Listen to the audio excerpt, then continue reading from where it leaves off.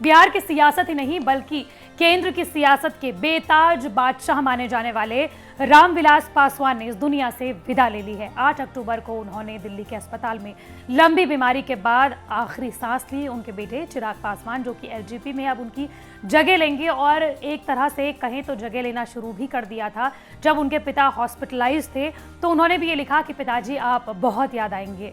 आपको बता दें कि चिराग पासवान ही नहीं बल्कि केंद्र का हर नेता, हर राजनेता, विपक्ष का हर नेता जो उनका धुर विरोधी भी कहा जाता रहा हो, उसने भी रामविलास पासवान के लिए आंसू जरूर छलकाए हैं, शोक प्रकट जरूर किया है।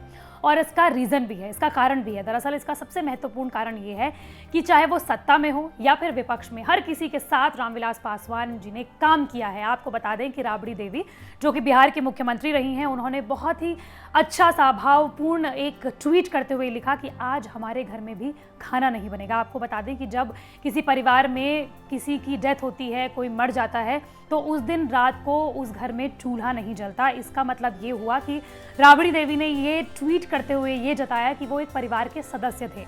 आपको बता दें कि दूसरी तरफ आरजेडी के प्रमुख लालू प्रसाद यादव हमेशा उनके बारे में कहा करते थे कि सत्ता की जो चाबी है वो रामविलास पासवान के पास ही है। अब चुनाव के बाद सत्ता किसकी होने वाली है, जनता से पहले रामविलास पासवान को हमेशा पता चल जाता है।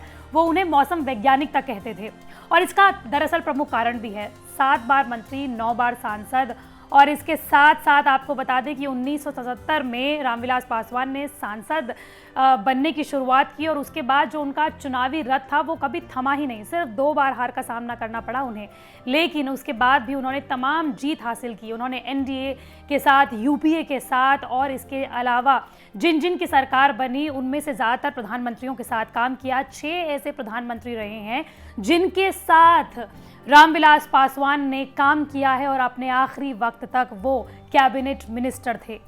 आप ये ग्राफिक्स देखिए और समझिए कि रामविलास पासवान कितने कितने सन में, कौन कौन से सन में सांसद रहे, कब तक वो हारे और कब कब वो जीते।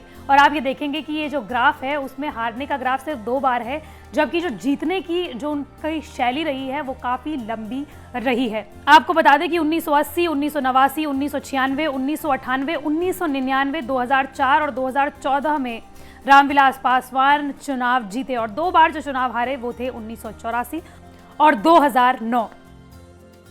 आपको ये भी बताते चले कि उन्होंने 6 प्रधानमंत्रियों के साथ काम किया है, यानी कि सत्ता किसी की भी हो, कैबिनेट में एक पद रामविलास पासवान के लिए हमेशा खाली होता था। अटल बिहारी वाजपेयी के समय में भी वो मंत्री रहे और मोदी कैबिनेट में भी वो मंत्री रहे। रामविलास पासवान ने एचडी देवेगौड़ा के साथ भी काम किया, इंद्र कुमार गुजराल के साथ भी काम किया और नरेंद्र मोदी सरकार के साथ भी वो कैबिनेट मंत्री के तौर पर जुड़े रहे।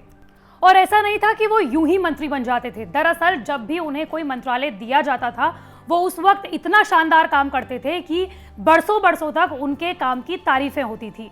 जब वो संचार मंत्री रहे उस वक्त उन्होंने टेलीकॉम में एक नई क्रांति ला दी। जब वो रेल मंत्री बनाए गए उस वक्त उन्होंने कुलियों के बारे में भी सोचा और उस वक्त भी इस तरह की क्रांतिकारी योजनाओं को आगे रखा। और जब वो मोदी कैबिनेट के साथ जुड़े तो उस वक्त भी उन्होंने तमाम योजनाओं को इस तरह से लेकर आए कि हर गरीब को, चाहे वो गांव में हो, शहर में हो, कस्बों में हो, चाहे वो हर कोई मजदूर हो, उसे न्यूनतम दरों में खाना मिले, उसे सस्ते दरों में खाना मिले, उसे फ्री में खाना मिले। इस तरह की योजनाएं वो लेकर आए, चाहे वो यूपीए सरकार के समय में मंत्री रहे हों या फिर एनडीए सरकार में मंत्री रहे हों। आपको ये भी बता दें कि वो अपने स्टैंड भी लेने में कभी पीछे नहीं हटे। 2002 में गुजरात दंगों के दौरान उन्होंने अटल बिहारी वाजपेयी की सरकार का दामन छोड़ दिया और यूपीए सरकार में और उस वक्त की मौजूदा कांग्रेस में शामिल हो गए। आपको बता दें कि उन्होंने ये कहा कि कम्युनल वायलेंस जो है वो बर्दाश्त नहीं करेंगे और इन्हीं तमाम कारणों की वजह से उन्होंने अटल बिहारी वाजपेयी का दामन छोड़ दिया।